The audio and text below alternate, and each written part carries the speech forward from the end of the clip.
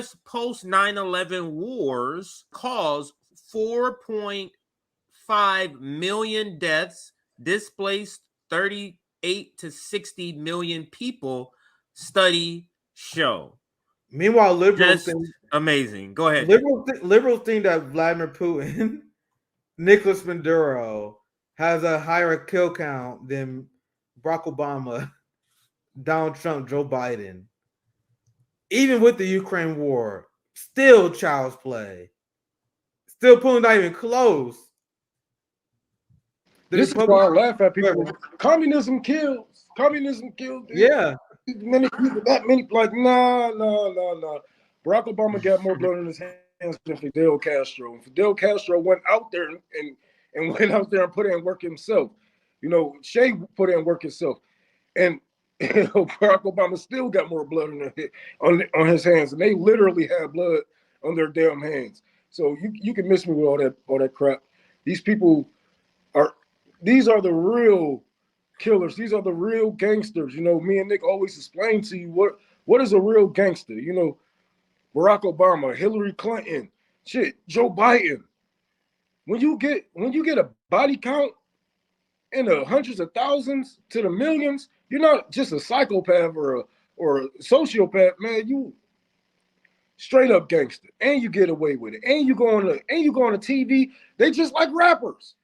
Rappers kill somebody, they make a video about it, music track about it. They do a video, they make, you know what I'm saying? They do the same shit. Rappers are emulating them. You remember when Donald Trump dropped that fucking bomb, and then he went on Twitter and threw up the American flag? That's just like me shooting a nigga and throwing up my black rag. Throwing up your set. Yeah. These niggas gangster, bro. These some true gangsters, bro.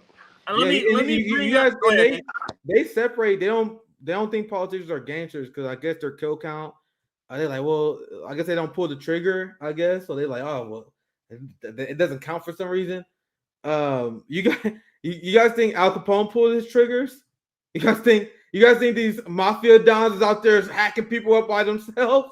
No, they got people they ordered to do it. The United States president is the commander in chief. He's the mafia don. His U.S. soldiers are his mafia goons. Whack that guy over there. That dude over there talking shit. Wax him. Joe Biden, our current mafia don, just killed a farmer. That guy over there talking shit, I think. Kill him. Mafia don shit. Do you guys think... I can't remember the guy's name, but the guy who was based off of Alejandro Souza from Scarface, the big drug lord that got Scarface killed in the movie. The guy he's really based on, that you guys don't know, he's actually based on a real guy that had government officials under his pocket. That's why, remember that scene in Scarface where he met with the government officials and so they were friends. That's real. I don't remember the guy now. I'm blank on that guy's name. Souza's. That's not the guy's real name. They changed his name, but that guy Souza is based on a real guy that was the kingpin, probably the best drug dealer of all time. Had the government paid off. He had people killed. Like you guys in the movie, Souza had Scarface killed because he sent a kill squad to his place. He did that all the time. So once again, do you guys think he wasn't killing people? But he had countless people killed because he sent death squads to people because he had billions rolling in every month, just hiring people to kill people. That is no different than the president decolonize your mind. There's no difference between Alejandro Souza and Joe Biden, in my opinion. Let's read this. This is Ben Norton who breaks this down. That article, the headline is from Geopolitical Economy. It's in the description box if you want to go read the full article. But based on that article, this is the tweet and the video that Ben Norton put out, and I'll just read it. 4.5 million people died due to the wars, and because I wanted to make sure we knew which wars raged in Iraq, Afghanistan, Syria, Yemen, and Pakistan following 9/11. That's the amount of people of the wars after 9/11, basically. 38 to 60 million people were displaced. Today, 7.6 million children are starving in those countries.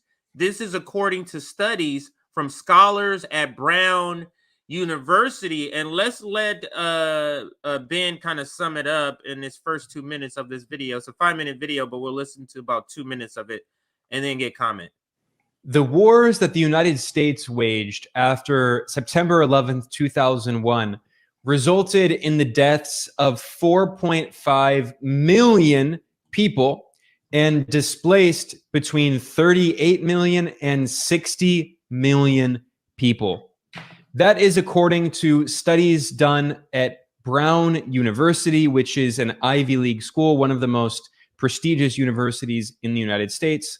Scholars there looked at the devastating consequences of the wars that the United States waged in Iraq, Afghanistan, Yemen, Syria, Libya, Somalia, and Pakistan following the 9/11 attacks. This is the real deadly legacy of the so-called war on terror that Washington launched in response to the attacks on the World Trade Center. And we see the consequences still today. The report emphasized that still today, millions of civilians are suffering in extreme poverty and hunger and are still dying because of the consequences of these wars, despite the fact that the U.S. military withdrew from countries like Afghanistan. The people of Afghanistan are still suffering and dying because of the consequences of that war. So I wanted to pause it here just for a second, because just think about it. We're just thinking about the dead bodies. This is not even a count of all the maimed people that lost alarm, lost a leg, kids have lost arms and legs. None of that. You know, they don't have the same sort of medical sort of, not that we get it here in the United States any better, but they don't have the sort of medical options for things like being maimed. You know, just take this stick and walk around with it. You know what I'm saying? So just think of that beyond a person dying, like the actual cost. And then this is another short, brief example here. The academic study that found that 4.5 million people died because of the post 9/11 wars was written by scholars at the Watson Institute of International and Public Affairs at Brown University, and they run a very useful project that's called Costs of War, and they've published a series of reports. Back in 2021, they published another study that looked at the number of people displaced by U.S. wars following 9/11, and they wrote, 38 million people have been displaced, becoming refugees seeking safety in another country, or becoming internally displaced people within their own country as a result of the wars the U.S. military has fought since 2001. That is more than those displaced by any war or disaster since the start of the 20th century, except for World War II. By the way, they also stressed in the report that 38 million is a very conservative estimate. The total displaced by the U.S. post 9/11 wars could be closer to 49 to 60 million people, which would rival the displacement caused by World War II. To put that in Just wanted to- perspective, Go ahead. I was going to stop it there. The way I always put it in perspective is Kansas City has around 750,000 people, 750,000 people. He said 60, 60 million? They're like, the United States killed like 75 Kansas Cities. Like, think about it like that. Like the human brain have a hard time really understanding numbers when it gets that big. Like, think about it in terms of city. Like, what's the population of LA? Actually, I'm not talking about LA population. They said 3.8 million according to 2021. The United States killed about 10 to 13 LAs. You guys know how fucking crazy that is? How unbelievably insane that is. That's all I got to say. Rome. Man, this shit. This is why I just don't get the mindset of a patriot, of somebody who loves this country. You know, somebody, especially our age and older, right? Because we all know that we went to these wars for lies. They even admitted it, you know, from the Republicans to Nancy Pelosi, even said that she knew that Bush was lying. You know, anybody who can look at these politicians who lied for this war, who cheerleaded this shit on, man. I don't know. You people can't be human, bro. You can't be. I just don't get how you still can support these people. I don't understand why these people are still in power after this shit has went on, and they admitted that it was a lie. All these lives that has been lost, and no justification for it. That's what makes it worse. That's what makes it worse. 60 million something displaced, millions killed, and nobody's in prison. Nobody has got killed for it, just like nothing. They get Netflix show. Oh God, Americans sickens me, man. Like I don't see. Oh God, this is really messed up, man. Because I know since we don't see it, out of sight, out of mind, it really don't hit your heart like that. But having enough education and a knowledge of what these wars cause and what they bring, that should be enough. Just seeing the videos of what has happened, from us torturing these people to just bombing civilians, shooting civilians, assaying children. The shit that went on in that war, and you still support our troops, you still support the government, you people can't be human.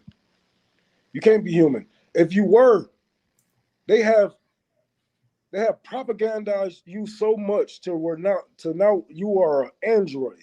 You are a robot. Now you're being just programmed for the next thing, for your next task, for the next thing to cheerlead for. Because after that war, we after what happened in the Middle East, you Americans should have known better about Ukraine. You should have known that we was being lied to. But like I said, you all androids, man. They just take one chip out, put another chip in. In a minute, they're about to insert the Taiwan chip. And after that, it's going to be an African chip. And whoever else stands against us.